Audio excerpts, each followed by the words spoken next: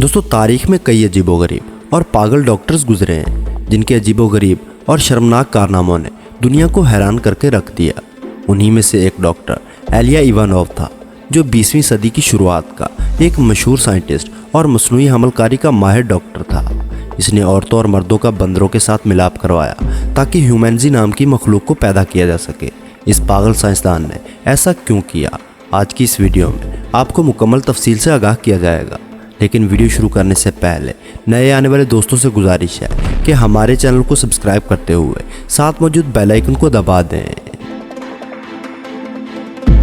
Elia Ivanov नामी शख्स का ताल्लुक सोवियत यूनियन से था, जिसे आज हम रशिया कहते हैं। दोस्तों इवानोव नामी ये शख्स मसनूई हमलकारी का माहिर डॉक्टर था और हाइब्रिड जानवर को पैदा करने के लिए अपने अजीबोगरीब और शर्मनाक तरीके इस्तेमाल किया करता था। दोस्तों आप में से बहुत से लोग जानते होंगे कि हाइब्रिड जानवर इन जानवरों को कहते हैं जो दो अलग अलग जानवरों के क्रॉस से पैदा होते हैं, जैसा कि खच्चर घोड़े और गधे के क्रॉस से पैदा होता है और एक हाइब्रिड जानवर है। डॉक्टर इवानोव भी ऐसे ही तजुर्बात किया करता।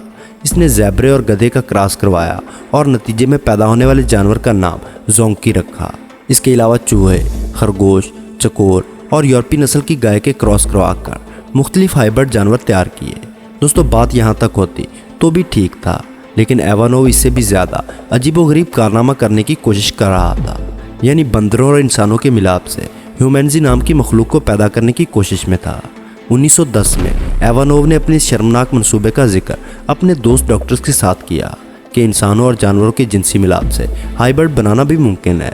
यह बात इसके दोस्तों ने मजाक में डाल दी, लेकिन इवानोव का ये शर्मनाक जुनून बढ़ता ही गया और 14 साल बाद यानी 1924 को उसने अपनी यह तजवीज़ हुकूमत को पेश कर दी कि वो इंसान और बंदर की जिनसी मिलाप से हाइब्रिड पैदा करना चाहता है। सोवियत यूनियन के मेंबरों की अक्सरियत ने इस मंसूबे की सख्त मुखालफत की, लेकिन सोवियत गवर्नमेंट ने इवानोव की इस शर्मनाक तजवीज़ को मंजूर कर लिया।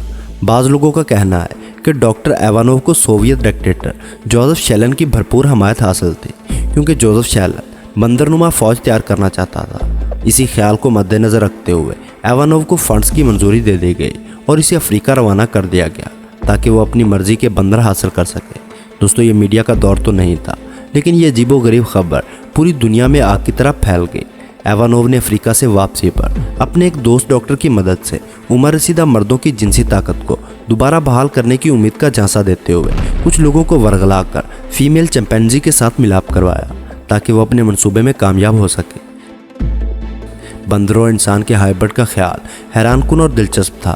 हर इंसान ये सोचने पर मजबूर था कि क्या ये मुमकिन है, क्या इंसान और बंदर के मिलाप से कोई और मखलूक यानी ह्यूमैनिटी पैदा की जा सकती है। लेकिन कुदरत को कुछ और ही मंजूर था। इवानोव अपने इस मंसूबे में पूरी तरह से नाकाम हुआ, लेकिन इवानोव अपनी इस नाकामी के बावजूद दोबारा से उसी प्रोजेक्ट पर काम करने लगा। अब की बार उसने मेल बंदरों के साथ औरतों का जिनसी मिलाप करवाने का सोचा। हैरतअंगेज़ तौर पर इस काम को करने के लिए कुछ औरतें राज़ी हो गईं। अब इस प्रोजेक्ट के बाद औरतों को तो कुछ ना हुआ, लेकिन आहिस्ता आहिस्ता बंदर मरना शुरू हो गए और वो दोबारा से कुदरत के साथ मजाक करने की वजह से बुरी तरह से नाकाम हो गया। दोस्तों इसके बावजूद भी ये साइंटिस्ट अपनी ज़िद पर अटका रहा, लेकिन सोवियत यूनियन ने गवर्नमेंट का पैसा और वक्त बर्बाद करने के जुर्म में इस डॉक्टर को जिलावतन करके काज़किस्तान में कैद कर दिया और पूरी दुनिया में इस तरह के प्रोजेक्ट्स पर पाबंदी आयद कर दी गई। 10 साल बाद इवानोव को रिहा कर दिया गया, लेकिन रिहाई के कुछ ही साल बाद 61 साल की उम्र में यह साइंटिस्ट दर्दनाक मौत मरा।